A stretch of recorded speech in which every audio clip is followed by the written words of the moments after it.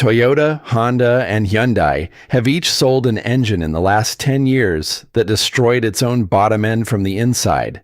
And if you think you already know which badge I mean, there's a decent chance you've got the wrong one. That's the part nobody says out loud.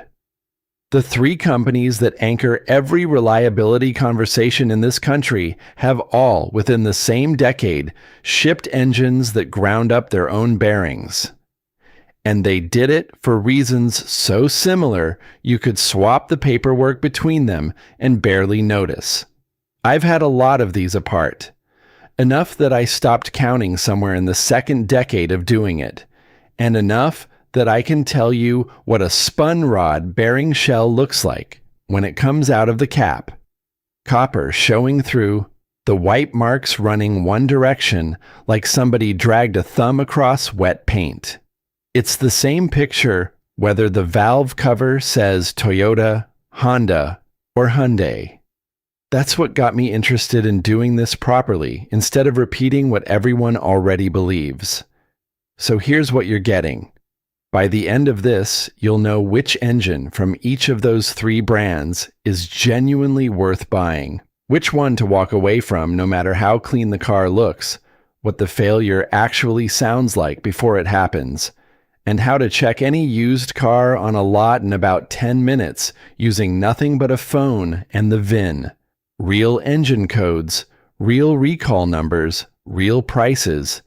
And there is one line in a Toyota recall filing from the middle of this year, one sentence about how they intend to handle the trucks that are left, that tells you more about how this whole thing ends than every press release the company has issued since 2024. I'll get to that. It's worth the wait. Before any of it makes sense, you need to understand what actually kills a modern engine, because it is almost never the thing people talk about at the parts counter. Your crankshaft does not touch anything.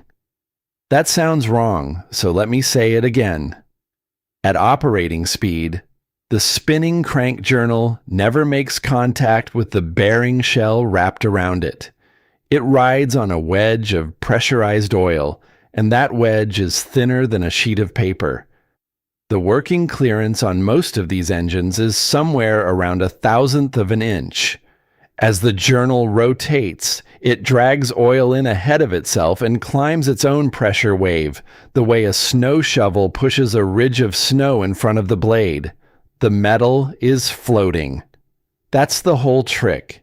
And it's the reason a well-fed engine can spin 100 million times and show almost no wear. Now put something hard in that gap.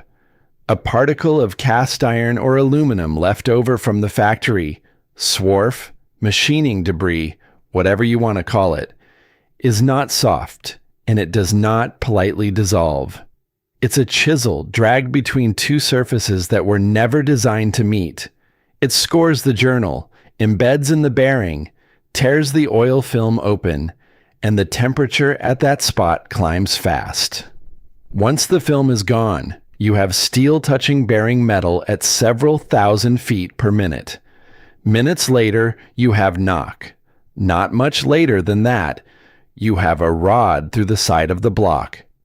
The old engine builders understood this instinctively, which is why the ones who knew what they were doing washed a block 3 separate times and still ran a rag through every oil gallery afterward and still found grit.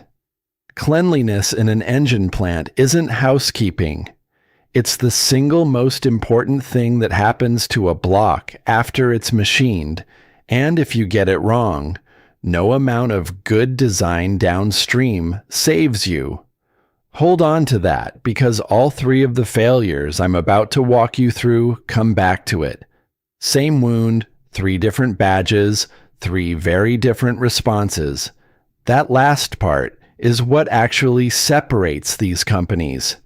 And it's not the part anyone puts in the brochure. Start with Hyundai, because Hyundai's is the biggest and the oldest and the one everybody uses as the punchline.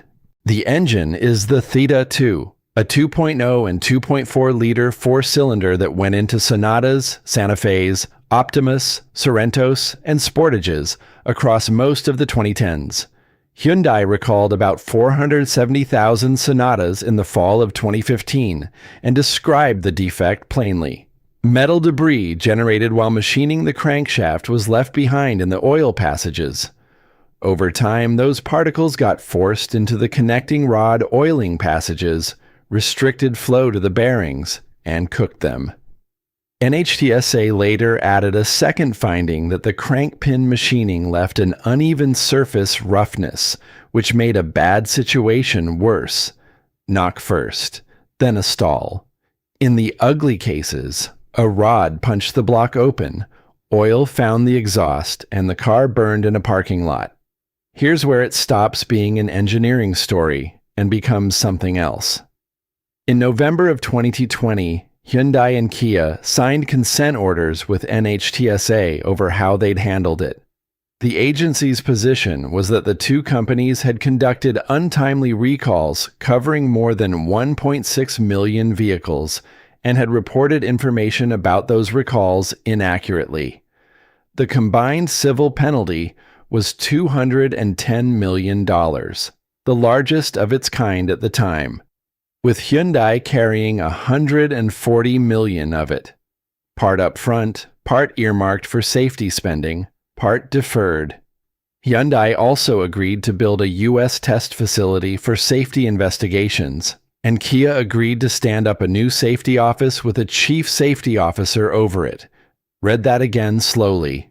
The penalty wasn't for building a bad engine. Building a bad engine is not, by itself, illegal. The penalty was for how long it took them to tell anybody. On the civil side, it got bigger. A 2019 settlement covered roughly 4 million Hyundai and Kia vehicles with Theta II direct injection engines and gave owners a lifetime warranty against that specific defect. A second settlement, finally approved in April of 2024, pulled in another 2.1 million vehicles running the port-injected Theta II, the 1.6 Gamma, and the 2.0 New, with a 15-year, 150,000-mile warranty on damage caused by connecting rod bearing failure. That coverage follows the car, not the buyer, which matters if you're shopping used. There's a condition attached to it, though, and that condition is the whole story of this video. I'll come back to it. What about Hyundai now? Fair question, and here I have less standing than I'd like because the data isn't old enough to be worth much. The Smartstream 2.5 that replaced the Theta II in 2021 is a genuinely different engine. New block, new head, and a valve system that varies how long the intake valves stay open rather than just when they open, which is a real piece of engineering and not a marketing word. It does not share the Theta II's crankshaft defect. What it has had is an oil consumption problem on early builds, roughly 2021 into early 2023, traced to the piston ring design, with a revised piston and ring arriving mid-2023. Some bad injectors, and in 2025, a recall for connecting rod bolts that weren't torqued properly at the Alabama plant. The remedy was a whole new engine because you cannot re-torque your way out of that. That last one covered a couple dozen cars, not a design flaw, a production escape.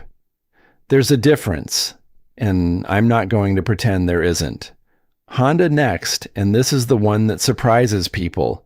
The J35 V6, 3.5 liters, naturally aspirated, the engine under the hood of a whole generation of pilots, Odysseys, Ridgelines, MDXs, and TLXs. In November of 2023, Honda recalled about 250,000 vehicles because the equipment used to grind the crankshafts had been set up wrong. The connecting rod journals came out with a slight crown to them, convex where they should have been straight, which meant the bearing didn't sit against the journal the way it was supposed to. Friction went up, heat went up, and the bearing seized. Honda's own filing says the first market complaint about it landed in February of 2020. Different mechanism than Hyundai's, same organ, same ending, knock, stall, no restart, sometimes fire. Then it got worse in a specific way.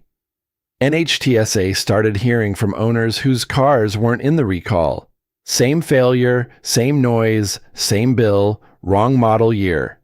173 of them, all with characteristics consistent with the recall, all outside its scope. The agency opened a query into 1.4 million Honda and Acura vehicles. And in August of 2025, it escalated that into a deeper investigation, noting it had 414 reports in hand, while Honda itself had logged something on the order of 2,600. As I'm recording this, no expanded recall has been issued. The original one still stands. Whether the scope was drawn where the engineering said to draw it, or drawn where the accounting said to draw it, I don't know, and I'm not going to pretend I do. But when 173 people report the identical failure just outside the line is worth asking about. Honda's other problem is quieter, and it's still going. The 1.5-liter turbo, the L15B7 in Civics, CR-Vs, and Accords, dilutes its own oil with gasoline. On a cold start, a direct injector sprays fuel that doesn't fully burn. Some of it washes past the rings, and it ends up in the sump. You check the dipstick, and the level has gone up. It smells like a gas can. Thinner oil means a thinner film, and you already know what a thin film does to a bearing. Honda's answer in 2018 was software in 21 cold weather states, engine and transmission calibration changes to get the thing warmed up faster, followed by a warranty extension to 6 years with no mileage limit. Then, a nationwide settlement. Then, in 2022, another class action arguing the same defect was still present in later model years, and yet another filed since alleging it never really went away. Honda has consistently called abnormal dilution rare and mostly a cold climate phenomenon. Owners in Texas and California have consistently said otherwise. Both of those things can't be all the way true, and I lean toward the owners because there are a lot of them, and they're describing the same dipstick. That's 2 of the 3 covered, and the one everybody assumes is bulletproof is still to come. If you're getting something out of this, subscribe. You'll get the rest of these teardowns as I do them, because Toyota's version of this story is the newest, the most expensive, and the only one still actively unfolding while you're watching. The engine is the V35A FTS 3.4 liters, twin-turbo V6. The engine Toyota chose to replace the 5.7 V8 when the Tundra was redesigned for 2022. It also went into the Sequoia, the Land Cruiser, the Lexus LX, and the Lexus GX. On paper, it's more power and better economy than the V8. In practice, Toyota has now recalled the same engine 3 separate times for the same root cause. May 2024. Roughly 100,000 Tundras and Lexus LXs. November 2025. Another 127,000, widening the net across 2022 to 2024. May 2026, another 43,566 2024 Tundras. That brings the running total to something close to 270,000 vehicles. The cause, in Toyota's own words, is that certain machining debris may not have been cleared from the engine when it was produced. The debris ends up at the number 1 main bearing. Under sustained load, the bearing goes. You get knocking, rough running, a no start, or a loss of power at highway speed. Now sit with the sentence that ought to bother you most. In the newest filing, Toyota says the engines involved were produced using additional controls for removing debris, and that even after those additional controls, what was left behind was enough to damage the bearing. They fixed the process. It wasn't fixed. They shipped anyway. Engines built from July 2024 onward got a redesigned number 1 main bearing meant to tolerate debris that's still in there, which is an honest engineering answer to a problem you haven't fully solved, and also a quiet admission of what the problem is. To Toyota's credit, and it is credit, they replaced engines. Tens of thousands of them, complete, at no cost, and independent teardowns of the failed units have backed up the company's explanation about the debris rather than contradicting it. Figures on exactly how many have gone out vary depending on who's counting and when they counted, so I'll leave it at tens of thousands rather than pretend to a number I can't stand behind. And here's the line I promised you. In an update filed in June of 2026, the remedy changed shape.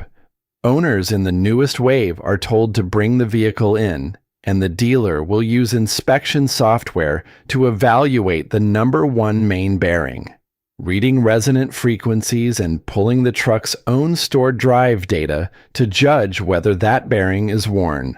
Not replace, evaluate. Toyota has not publicly conceded a design flaw, and the engine is still in production. Maybe that inspection is good engineering. Listening to a bearing's vibration signature is a real technique, and I'm not going to sneer at it. But you should understand exactly what changed.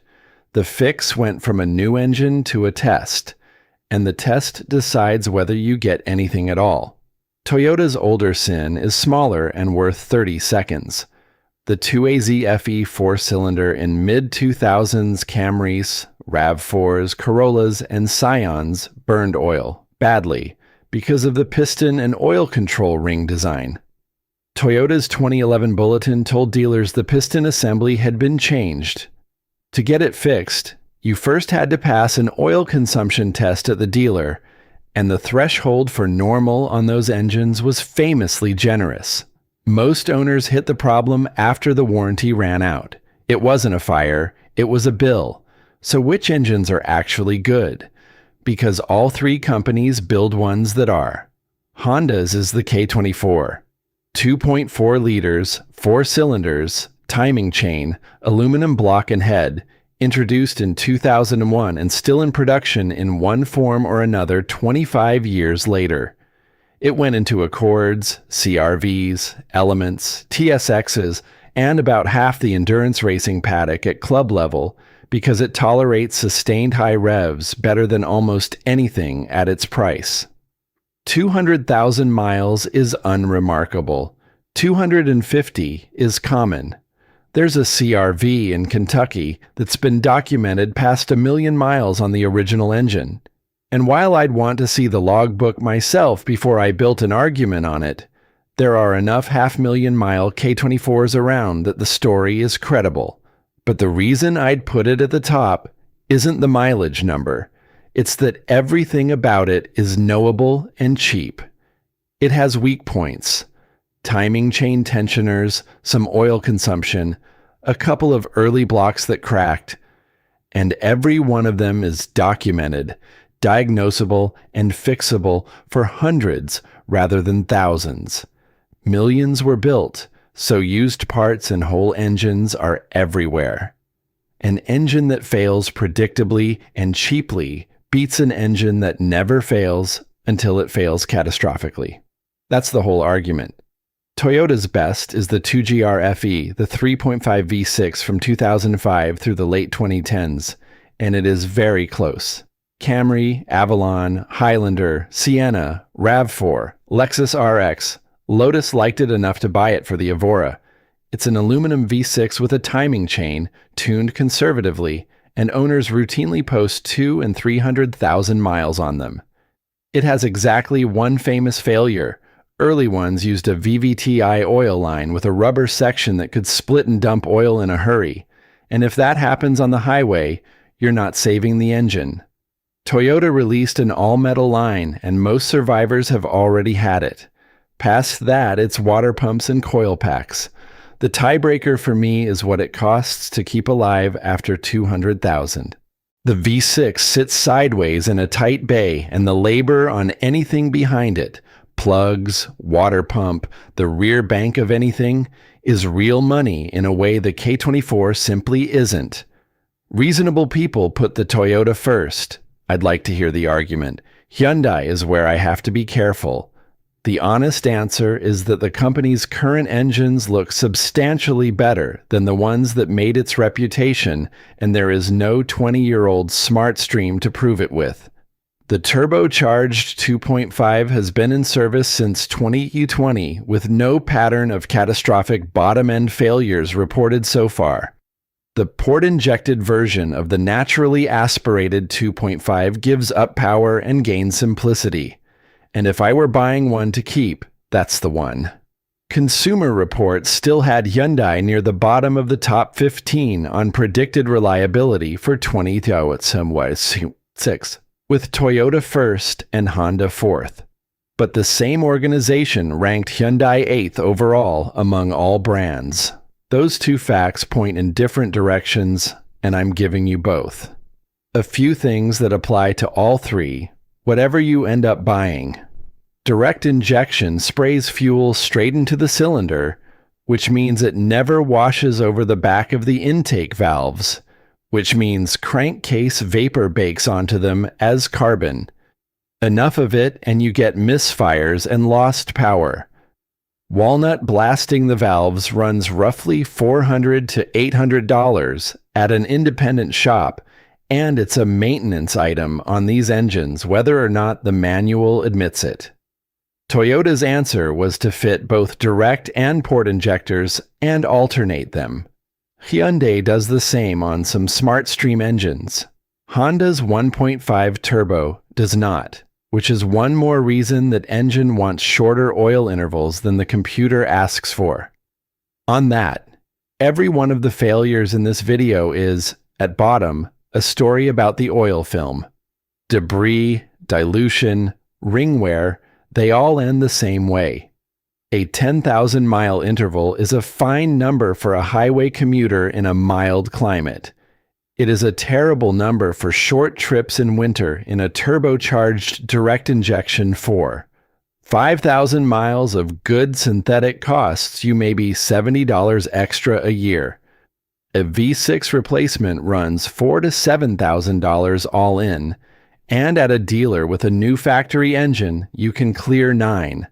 Now the part I actually want you to take away, because it isn't about any of these three companies.